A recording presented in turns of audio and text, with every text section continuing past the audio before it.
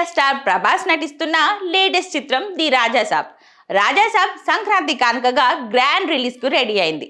ఈ సినిమాను దర్శకుడు మారుతి డైరెక్ట్ చేస్తుండగా పూర్తి హర్రర్ కామెడీ జోనర్ లో ఈ మూవీ ప్రేక్షకులను థ్రిల్ చేసేందుకు రెడీ అవుతుంది. ఇక ఈ సినిమాలో అందాల భామలు నిధి అగర్వాల్, మాలవిక మోహనన్, రిద్ధి కుమార్ హీరోయిన్ గా నటిస్తున్నారు.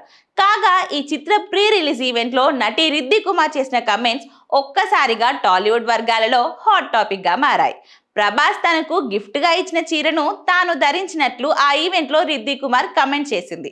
దీంతో ఒక్కసారిగా ప్రభాస్, రిద్ధి కుమార్ డేటింగ్ చేస్తున్నట్లు సినీ సర్కిల్, సోషల్ మీడియాలో వార్తలు జోరందుకున్నాయి.